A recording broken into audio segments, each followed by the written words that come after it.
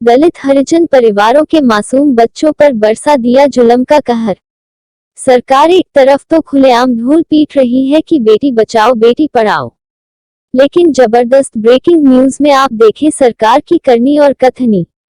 इस मामले में समय समय पर सरकार द्वारा की गई कार्यवाही के सरकारी दस्तावेज लगे हुए हैं।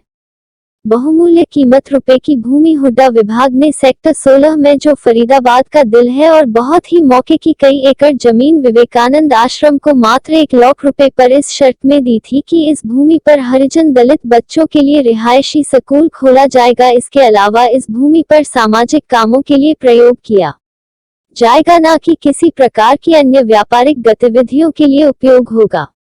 पहले पहल इस भूमि पर बहुत ही सुंदर ढंग से बच्चों के लिए स्कूल चलाया गया, परंतु उसके कुछ दिन बाद मार्केट में जमीनों का रेट काफी बढ़ गए और कुछ अधिकारियों की मिलीभगत से यह प्लाट डीलर टू डीलर बिकता गया, जिस कारण दलित हरिजन परिवारों के बच्चों के रिहायशी स्कूल की भूमि पर माफियों की नजर पड़ गई।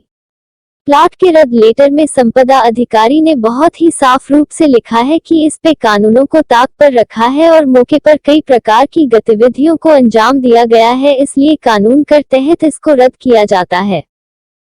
या जब संपदा अधिकारी को मालूम हुआ तो उन्होंने इसके लिए ऊपर तक अधिकारियों व सरकार को इस बहाल पत्र के खिलाफ आला अधिकारियों को लिखित में भेजते हुए प्रार्थना की कि जो यह बहाल किया गया है वह गलत किया गया है, अतः ऑर्डर को सेट एसाइड किया जाए क्योंकि जो आदेश पार किए गए हैं गलत हैं। आज दिनांक तक उपरोक्त प्लाट रद्द है। इस प्लॉट में पर्यावरण के साथ जबरदस्त खिलवाड़ व खतरा है। हुड्डा विभाग ने जन सूचना अधिकार अधिनियम 2005 के तहत सूचनाएं दी है कि हमारे रिकॉर्ड में केवल विवेकानंद आश्रम है जिसको हमने स्कूल चलाने के लिए यह भूमि दी है। इसके अलावा डिपार्टमेंट में यह भी मान रखा है कि जो इमारत बनी है वह अवैध है, किसी प्रकार की भी इजाजत हमने प्रदान नहीं की। बड़े खेद की बात है कि जो सरकार भ्रष्टाचार खत्म होने का ढोल पीट रही है, वही सरकार आज इस मामले में पूर्ण रूप से अपनी आंखें बंद कर रखी है और एक सोची समझी चाल के तहत एक 10 अधिकारियों की कमेटी का गठन करके जो प्लॉट भारत की अदालतों के रिकॉर्ड में रद्द हुआ पड़ा है उसको बहुत ही अवैध तरीके से 46 करोड़ रुपए नंबर 1 में मोटी रकम की अलग कुछ अन्यों ने साठ-गांठ करके अपनी बैंक तिजोरियों को भरने के लिए दबाव बनाकर सीएम से बहाल कर दिया, जबकि मामला सुप्रीम कोर्ट और एनजीटी में विचाराधीन है। कानूनन बहुत ही जुल्म और दर्द भरा मामला है। रकम की चमक में उन अधिकारियों की आंखों पर पट्टी बांध दी जो सरकार बहुत लंबे चौड़े भ्रष्टाचार खत्म होने के दावे करती है, आज वही सरकार इन माफियाओं को पूरा संरक्षण दे रही है।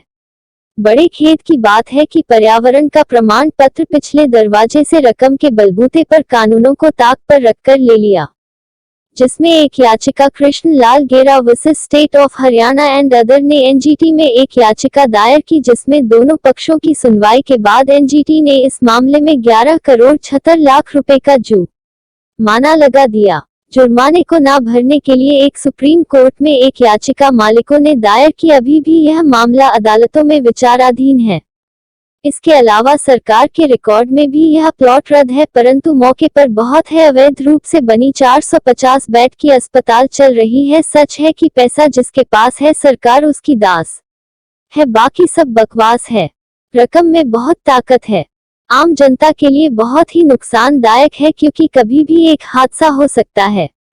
इस अवैध बनी कई मंजिला इमारत में कई जाने जा सकती है, उस पर कुदरत बचने का मौका नहीं देगी।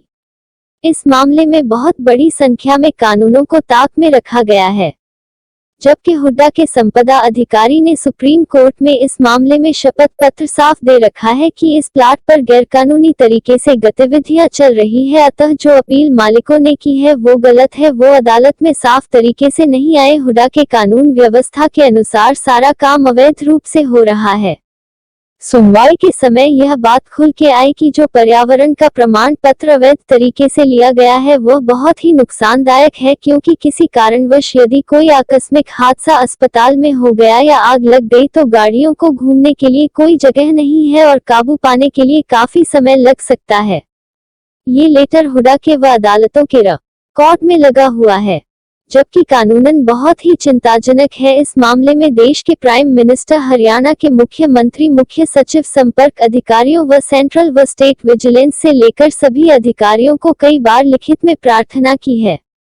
इस प्लॉट को तुरंत अपने कब्जे में सरकारी शर्तों के अनुसार वापस लिया जाए और जो अवैध रूप से प्रशासक ने जो आदेश पारित कर दिए थे उसको तुरंत रोका जाए ताकि दलित हरिजन परिवार बच्चों को न्याय मिल सके। परंतु ऐसा होना असंभव था। तो क्या बहुत ही मोटी रकम का खेल क्या है? सरकार के खजाने में सैकड़ों करोड़ों रुपए कर राजस्व आना था जो नहीं आया, क्योंकि इस प्लॉट की कीमत थी सैकड़ों करोड़ों रुपए है। इस मामले में जो दलित हरिजन परिवारों के लिए सुख दुख की लंबी चौड़ी बातें करते हैं और उनके वोट बैंक को पर अपना कब्जा करके बैठे हुए हैं, आज उनको कोई चिंता नहीं। यह बहुत ही भ्रष्टाचार का मामला है। इसमें अगर सुप्रीम कोर्ट ने सीबीआई जांच का आदेश पारित कर दिया तो दलित परिवारों को न्याय तो मिलेगा ही, साथ में उन अधिकारियों पर भी शिकंजा कसा जाएगा जिन्होंने आंख मीचकर, अनजान बनकर अवैध काम का साथ दिया है। यहाँ इस बात को भी जुड़ी है कि सरकारी फाइलों में प्रकार के सबूतों को फाइलों से हटा दिया गया है। अगर इंसाफ के मंदिरों में बैठे हुए की पकड़ में यह आ गई तो वह दिन दूर नहीं कि कई अधिकारी जेल की सलाखों के पीछे मिलेंगे। आम जनता का कहना है कि अगर उपरोक्त गबन के घोटाले में किसी प्रकार की कार्यवाही ना हुई और ना ही कोई न्याय मिला तो किसी भी मंदिर, गुरुद्वारे या अन्य सामाजिक संस्थानों को नुकसान हो सकता है। आज दिनांक में सबसे बेहतर कमाई का धंधा यह है कि सरकार से समाज हित के कामों के लिए भूमि अलॉट करवा लो, बाद में भ्रष्ट अधिकारियों के साथ सांठगांठ करके उस भूमि पर नोट छापने का कारखाना लगा दो, क्योंकि हमारी देश की कमजोर व्यवस्था के कारण कुछ भी माफिया और अधिकारियों कुछ भी नहीं बिगड़ता। आज भारत देश दिन प्रतिदिन इनके कारनामों से कमजोर होता जा रहा है। बाकी आने वाला समय ही बताएगा कि सच्चाई जीत है या अवैध काम करने वालों की। बाकी अधिकारियों ने तो अपनी तिजोरियों को भरने के लिए अवैध तरीके से हरियाणा के सीएम को गुमराह करके रद्द हुए प्लाट को बहाल कर दिया और दलित हरिजन परिवार के बच्चों के भविष्य के साथ जबरदस्त खिलवाड़ हो गया। वह अधिकारी इस बात को भूल गए कि भगवान के घर में देर तो है पर अंधेर नहीं, एक दिन अवश्य इस अवैध कमाई का हिसाब तो देना पड़ेगा। कृष्ण लाल गेरा, एडिटर इन चीफ, निगम सलाहकार।